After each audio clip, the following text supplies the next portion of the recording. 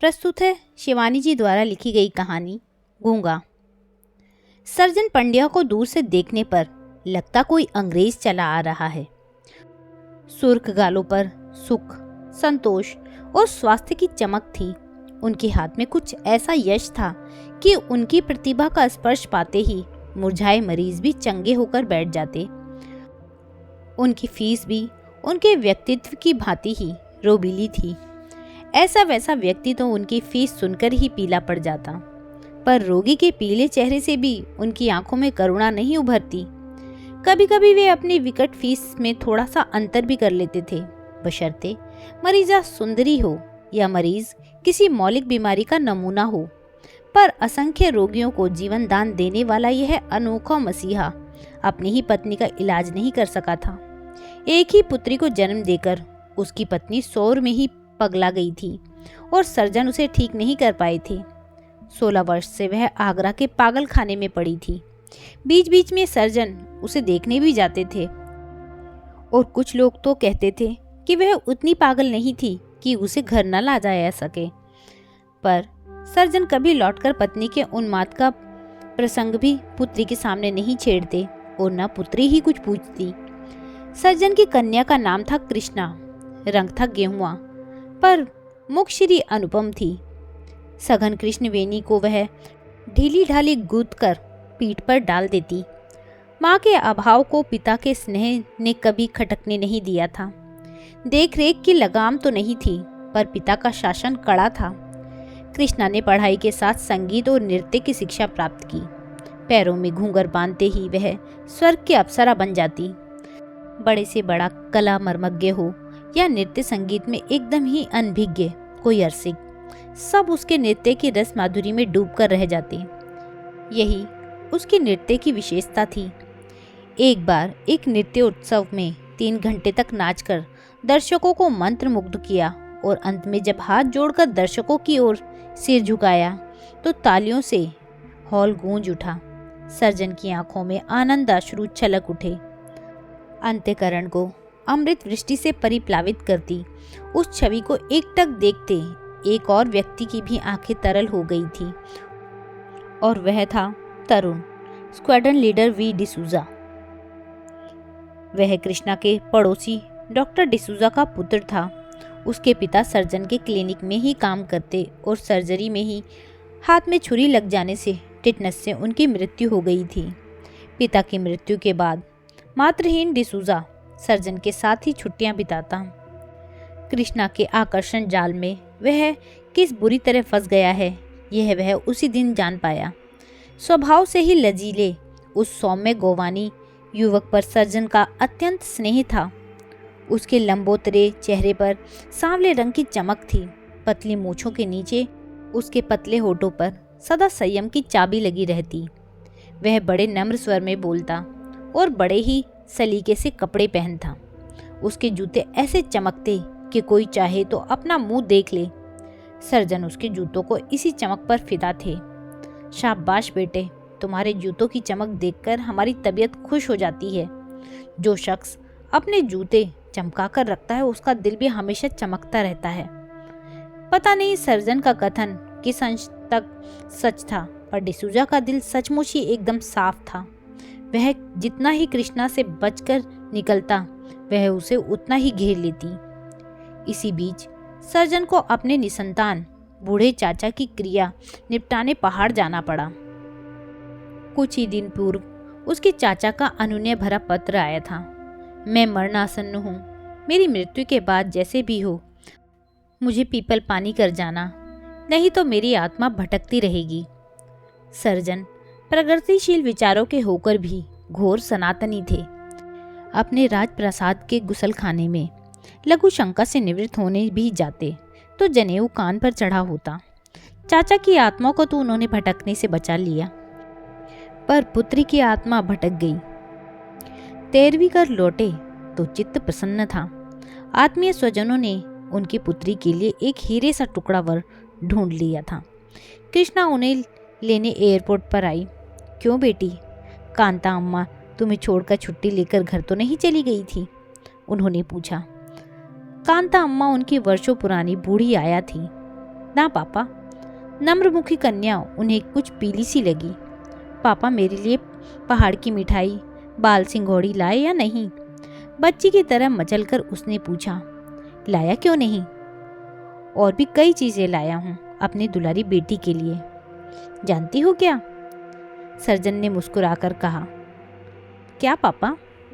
एक सुंदर सा वर जिसे ढूंढने ही शायद भगवान ने मुझे पहाड़ भेजा था। सर्जन ने कनखियों से बेटी की ओर देखा और ममता से उसका गला भर आया। थोड़े ही दिनों में उनकी बेटी पराई हो जाएगी। कृष्णा का चेहरा आश्चर्यजनक रूप से सफ़ेद लग रहा था। वह पहले गुमसुम हो गई, फिर अचानक दृढ़ स्वर में बोली, आपको मेरे लिए वर ढूंढना नहीं होगा, मैंने वर ढूंढ लिया है। सर्जन दंग रह गए। कहती क्या है लड़की? कहाँ से वर ढूंढ लिया? यहाँ तो अपने समाज का एक भी परिवार नहीं था। क्या बात कर रही है पगली? कैसा वर? उन्होंने स्वर को करुणा बनाकर पूछा। हाँ पापा, मैं विक्की से ही ब्याह करूंगी। सामान्य सी किशोरी के कंठ की दृढ़ता से में कहीं भी नम्रता की मिठास नहीं थी। सर्जन क्रोध से कांपते चुपचाप अपनी मूछें नोचने लगे। सामान्य से पायलट डिसूजा, उस पर भी ईसाई और कहाँ कुमाऊं के महापंडितों के खानदान की पुत्री कृष्णा। कार घर पहुंची तो डिसूजा को बुलाने आदमी भेजा। पता लगा डिसूजा मद्रास चला गया है। शासन की लक्ष्मण रेखा में पुत्री को बांधकर सर्जन निश्चिंत हो गए। बिना उनसे पूछे अब वह गुसल खाने भी नहीं जा सकती थी। सर्जन को इसी बीच जयपुर के मेडिकल सेमिनार में अध्यक्षता करने जाना पड़ा। कांता अम्मा को बड़ी हिदायतें देकर वे 2 और बुढ़िया नौकरानी तैनात कर गए, किंतु 3 जोड़ी बूढ़ी आंखों को धोखा देने के लिए कृष्णा की एक ही जोड़ी जवान आंखें काफ़ी थी। डिसूजा खबर पाते ही छुट्टी लेकर आ गया और दोनों फिर लुक छिपकर मिलने लगे। पापा के आने में केवल 8 दिन हैं, विक्की। एक दिन कृष्णा ने उसकी छाती पर माथा टिकाकर कहा, तुम्हें 5 दिन बाद लंबी ट्रेनिंग के लिए फ्रांस जाना है। क्यों ना हम सेंट पॉल के बूढ़े पादरी की खुशामद कर शादी कर लें। पापा फिर कर ही क्या लेंगे। एक शाम दोनों जंगल में खो गए। बच्चों की भांति एक दूसरे का हाथ कसकर पकड़े सेंट पॉल से लौटे। तीसरे दिन डिसूजा चला गया। सर्जन लौटे। 2.5-3 माह तक मरीजों में फंसे रहे। एक दिन लेटे लेटे वे अखबार पढ़ रहे थे कि पहले की ही पृष्ठ पर तरुण भारतीय पायलट की मृत्यु की खबर देखकर चौंक गए। डिसूजा की मृत्यु हो गई थी। वे मन ही मन ईश्वर को लाख लाख धन्यवाद दे रहे थे कि एक चीख सुनकर चौंक पड़े। कृष्णा उनके पीछे खड़ी थी। उसका रोना और कोई न सुन ले यह सोचकर सर्जन ने चट से उसे कमरे में धकेलकर अंदर से चिटकनी चढ़ा दी, पर कृष्णा सिसकती रही। क्या तूफान मचा रखा है तुमने? कोई नादान बच्ची तो नहीं हो? तुम्हें पता होना चाहिए कि तुम्हारी शादी तय हो चुकी है। बाल बिखराए ही कृष्णा तड़प कर उठ बैठी। मेरी शादी हो चुकी थी पापा। क्या बकती है? सर्जन ने तिल मिलाकर बेटी की ओर चांटा साधा, फिर बड़ी चेष्टा से बिना मारे ही हाथ खींच लिया। हाँ पापा, 3 माह पहले सेंट पॉल के पादरी ने हमारी शादी करवाई थी। विक्की मेरा पति था। उसके होंठ कांपने लगे। चुप कर बेहुदी, तुम अभी नाबालिग हो, शादी हो ही कैसे सकती थी। गुस्से से पैर पटककर सर्जन धड़धड़ाते पादरी के पास गए। न जाने कितने के चेक से उसका मुंह बंद किया। लौटे तो कृष्णा को समझाते हुए कहा, मैंने पादरी को समझा दिया है, वह सब रिकॉर्ड जला देगा। खिलवाड़ को कोई भी धर्म शादी नहीं कह सकता। पर एक बात और है पापा। सिर झुकाकर कृष्णा जमीन में गड़ गई। क्या? चीख कर ही पूछा सर्जन ने। मैं मां बनने वाली हूं। दोनों हाथों से मुंह ढांपकर वह सिसक उठी। नियति से जूझकर सर्जन अब धराशायी थे। रात भर वे पिंजड़े में बंद शेर की तरह चक्कर लगाते रहे। फिर भोर होते होते उन्होंने कमर कस ली। दूसरे दिन वे पुत्री को लेकर यह कहकर चले गए कि सगाई की रस्म पूरी करने वे पहाड़ जा रहे हैं। मार्ग में उन्होंने बेटी को कितना समझाया। 18 वर्ष की जिंदगी वह अकेली नहीं काट सकती। दिल्ली में एक बहुत बड़े महिला आश्रम की संचालिका काशीबाई वे जानते थे। कुछ वर्ष पूर्व उसे ब्रेस्ट कैंसर हो गया था। उन्होंने उस विधवा सुंदरी को कभी जीवन दान दिया था। आज उसी का प्रतिदान मांगने जा रहे थे। सब कुछ सुनकर काशीबाई हंसकर बोली, आप निश्चिंत रहें सर्जन, किसी को कानो कान खबर नहीं होने की। भाग्य ने सर्जन पर दया करके समय से पूर्व कृष्णा को मुक्ति दे दी। सतमासी पुत्र को जन्म देकर वह 4 माह बाद घर लौट आई। कुछ ही दिनों बाद उसके विवाह की तैयारियां जोर शोर से शुरू होने लगी। 7 फेरे लेकर सप्तपदी पूर्ण हुई तो सर्जन के दिल का पहाड़ हट गया। काशीबाई पर उन्हें पूरा भरोसा था और किसी को कानो कान कुछ खटका भी नहीं हुआ था। धीरे धीरे समय बीतता गया। विवाह को अब 6 वर्ष पूरे हो गए थे। कृष्णा के एक 5 वर्ष का पुत्र भी था, किंतु अभी भी उसके सौंदर्य में वही अल्लड़ सा भोलापन था। वह नृत्य का निरंतर अभ्यास करती। उसके ओडिशी और भरतनाट्यम की ख्याति राजधानी तक पहुंची और महारानी के स्वागत समारोह में उसे आग्रहपूर्ण आमंत्रित किया गया। वह अपने पति और पुत्र के साथ आई थी, क्योंकि ठीक 7वें दिन उसके पति को वॉशिंगटन दूतावास में सेक्रेटरी के पद पर भार ग्रहण करने पहुंचना था। दुर्भाग्य से ठीक नित्य समारोह के दिन ही राजीव को तेज ज्वर हो आया। इकलौता जिद्दी लाडला माँ के गले में अपनी ज्वाराकांत तपती बाहें डालकर झूल गया। नहीं मम्मी, तुम यहीं रहो। बड़ी कठिनता से एक इलेक्ट्रिकल ट्रेन और चॉकलेट का उत्कोच देकर कृष्णा को छुट्टी मिली। उस दिन के नृत्य प्रदर्शन में उसके गले में कीर्ति की जयमाला डाल दी। स्वयं महारानी एलिजाबेथ ने उसके दोनों हाथ पकड़कर उसे बधाई दी। प्रशंसा और तालियों के नशे में झूमती वह पति के साथ कार में लौट रही थी कि सर से महिला आश्रम के पास से कार गुजर गई। एक पल ही में उसकी सारी प्रसन्नता उड़ गई। जिस घाव की सूखी पपड़ियां तक झड़ गई थी, वही आज नासूर बन गया था। घर पहुंची और बच्चे को छाती से चिपटा कर लेट गई, पर सो नहीं सकी। माँ को पाकर राजीव ने प्रसन्नता से छाती में मुंह छिपा लिया। पीपल के पेड़ के साए में घिरी आश्रम की छोटी सी कोठरी में मूंज की एक झूला सी चारपाई पर एक अभागा सो रहा था। उसके पास मुंह छुपाने को किसी की छाती नहीं थी। उसे सदा के लिए छोड़ जाने पर भी माँ ने किसी प्रकार का समझौता नहीं किया था। ना उसे माँ के लौटने का इंतज़ार था, ना बिछोह का दर्द। वह दिन भर आश्रम के लावारिश बच्चों से पिटता रहता। उसकी शांत आंखों में एक अजब उदासी थी। न वह किसी से बोलता था, न किसी से झगड़ता भी कैसे। वह बहरा था और बोलता भी क्या, बेचारा जन्म से ही गूंगा था। कृष्णा को यह सब कुछ पता नहीं था। 5 वर्षों में वह कई बार उसे देखने को व्याकुल हो उठी थी, पर उसने पापा को आश्रम में कभी पैर भी न रखने का वचन दिया था। फिर क्या पता, शायद मर ही गया हो। बेचारी कृष्णा क्या जानती थी कि ऐसे बच्चे जिनकी मौत की मिन्नतें की मांगी जाती हैं, कभी नहीं जाते हैं वे जिनकी जिंदगी की भीख के लिए दामन फैलाए जाते हैं। सोमवार को उसे विदेश जाना था। बच्चे का बुखार उतर गया था और वह अपनी रेल से खेल रहा था। पति कहीं गए थे। कृष्णा ने अपनी कार निकाली और उसी दुकान पर पहुंची जहां से खिलौने की रेल खरीदी थी। ठीक वैसी ही रेल खरीदी, एक बड़ा सा भालू लिया और कई चॉकलेटों से बैग भरकर आश्रम की ओर चल पड़ी। थोड़ी दूरी पर कार पार्क कर उतरी तो कलेजा धड़कने लगा। क्या पता काशीबाई की बदली हो गई हो। साहस कर भीतर गई तो काशीबाई गेट पर ही मिल गई। ओह तुम, वाह, आओ आओ, दफ्तर ही में बैठे। हाथ पकड़कर उसे भीतर ले गई। कहो, आज बहुत दिनों में याद किया। स्वर का तीखा व्यंग कृष्णा के हृदय के घाव पर नमक छिड़क गया। आती कैसे, पापा को वचन दिया था, कहकर कृष्णा ने माथा झुका लिया। क्या उसे देखोगी? बड़ी आत्मीयता से काशी आगे को झुक गई। सिर झुकाकर कृष्णा ने मौन स्वीकृति दे दी।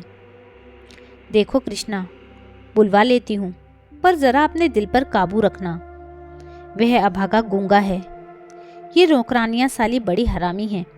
जरा भी शुबा होगा तो ब्लैकमेल करना भी जानती हैं। पूरनदेई कहकर उसने घंटी बजाई।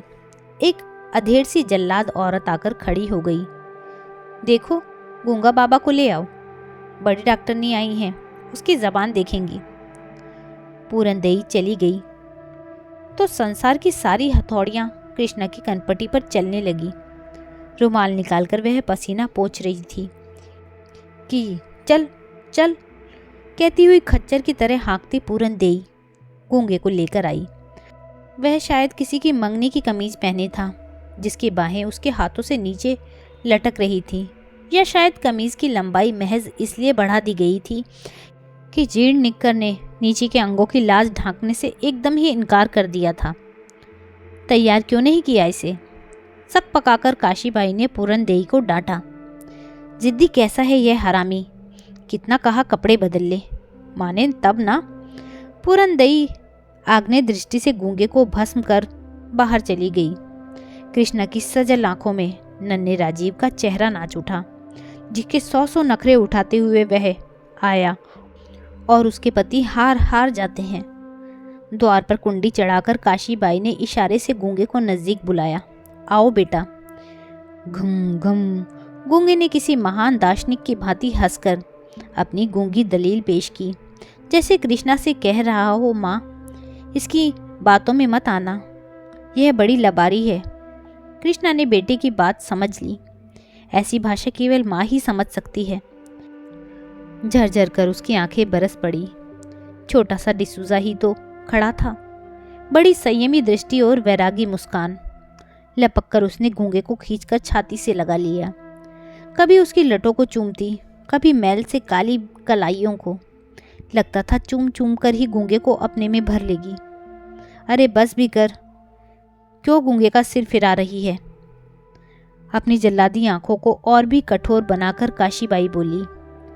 तिल मिलाकर कृष्णा ने उसे छोड़ दिया।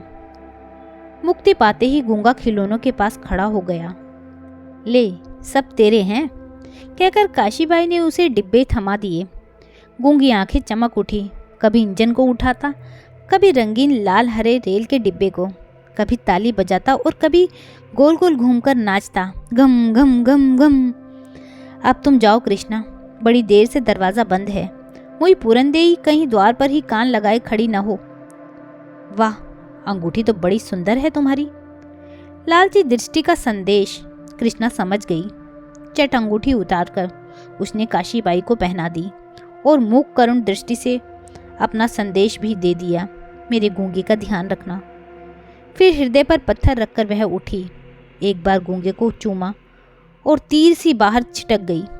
सोमवार को वह पति के साथ विदेश चली गई। कुछ ही महीनों में भारतीय सेक्रेटरी की नित्य प्रवीणा पत्नी की चर्चा पूरी असेंबली में थी। एक बार टेलीविजन पर उसका नृत्य हुआ और एक दिन उसे एक पत्र मिला, एक गूंगे बहरे बच्चों की संस्था संचालिका मदर मारिया का। क्या वे उनके अभागे बच्चों के सम्मुख अपना मनोहारी नृत्य प्रस्तुत कर कृतार्थ करेंगी? कृष्णा ने एकदम स्वीकृति दे दी। 3 घंटे तक वह नाचती रही। गूंगे चेहरों पर खुशी की चमक उसके लिए करोड़ों तालियों की गड़गड़ाहट से भी बढ़कर थी। नृत्य समाप्त हुआ और मदर का हाथ पकड़कर एक देवदूत सा सुंदर बालक आया और फिर उसे फूलों का गुच्छा भेंट किया। धन्यवाद बच्चे, क्या नाम है तुम्हारा? पूछते ही कृष्णा को अपनी अल्प बुद्धि पर क्रोध आया। ओह मिसेस त्रिपाठी, यह बेचारा तो जन्म से ही गूंगा है, मदर ने कहा। इसकी माँ हमारे आश्रम के द्वार पर डाल गई थी, फिर पलटकर नहीं आई। ईशु उसे क्षमा करे। मदर ने क्रॉस बनाया। कृष्णा एकटक उस बच्चे के सुनहरे माथे को देखती रही। फिर टप टप कर उसके आंसू रत्न जड़ित वलियों को भिगोने लगे। यह क्या मिसेस त्रिपाठी, आप रो रही हैं? आश्चर्य से मदर ने पूछा और फिर बढ़कर उन्होंने कृष्णा के दोनों हाथों को चूम लिया। काश ऐसे ही प्रत्येक मानव दूसरे के दुख दर्द के लिए रो सकता। एक विदेशी गूंगे बच्चे के लिए आपकी आंखों में आंसू देखकर मुझे कितनी प्रसन्नता हुई, कितनी। बेचारी मदर क्या जानती थी कि वे आंसू केवल उस विदेशी गूंगे बालक के लिए नहीं थे, वे उसके लिए भी थे जो अपनी दुबली कलाइयों से खिड़की की सलाखों को जकड़कर सो रहा था। उसकी छाती से एक मैला सा कपड़े का भालू चिपका था। उसकी रेल काशीबाई ने आश्रम के खिलौने के कमरे में बंद कर दी थी। वह कितना रोया था, पर कौन सुनता। आश्रम में मोटरों में बैठकर खादी की टोपी लगाए मेहमान आते, बच्चे को साफ कपड़े पहनाए जाते, मिठाई बंटती, पर गूंगा मिठाई फेंक कर अपनी रेल के लिए मचलता रहता। समुद्र की उत्तुंग लहरों की भांति नाना तर्क वितर्क की लहरें उसके नन्हे से कलेजे को कछार कर सिर पर पटक पटक कर व्यर्थ ही लौट जाती। वह कितना कुछ पूछना चाहता, मेरी रेल क्यों छीन ली? इतने मेहमान आते हैं, पर वह क्यों नहीं आती जिसने मुझे चूम चूम कर खिलौने दिए थे? आज मेरी पीठ पर काशीबाई ने बेंत क्यों मारे? मैंने तो पूरनदेई की पीठ पर दांत ही काटे थे, पर वह जो मुझे रोज रोज मारती है उसे बेंत क्यों नहीं पड़े? पर वह अभागा कुछ भी नहीं पूछ सकता। अंधे बेजान भालू को छाती से चिपकाकर खिड़की के अंधेरे कोने में दुबक गया है, जहां थोड़ी देर तक न उसे काशीबाई ढूंढ सकती है न पूरनदेई। 7 समुद्र पार उसकी माँ भी सिसक रही है। शायद उन्हीं लाड़भीनी सिसकियों की लोरी ने गूंगे को भी सुला दिया। मीठी नींद में डूबा गूंगा अपने गूंगे सपनों की दुनिया में पहुँच कर खो गया है। वहाँ न काशीबाई है न पूरनदेई, वहाँ तो बस वही बड़ी सी बिजली की रेल है। सोने के पेड़ों पर खिलौने झूल रहे हैं और वही सुंदर सी औरत उसे गोद में उछाल उछाल कर चूम रही है। नींद ही में गूंगा मुस्कुराकर भालू को और भी कसकर छाती से लगा लेता है। तो दोस्तों, यह थी कहानी गूंगा, जो कि एक बहुत ही मार्मिक कहानी है। आपको यह कहानी कैसी लगी मुझे कमेंट करके ज़रूर बताइएगा। यदि इस कहानी ने आपके दिल को छुआ हो तो इस कहानी को लाइक कीजिएगा, शेयर कीजिएगा और मेरे चैनल को सब्सक्राइब करना ना भूलिएगा। साथ ही बेल आइकन प्रेस करना ना भूलिएगा, ताकि आने वाली कहानी का नोटिफिकेशन आपको मिल सके। कहानी सुनने के लिए बहुत बहुत धन्यवाद।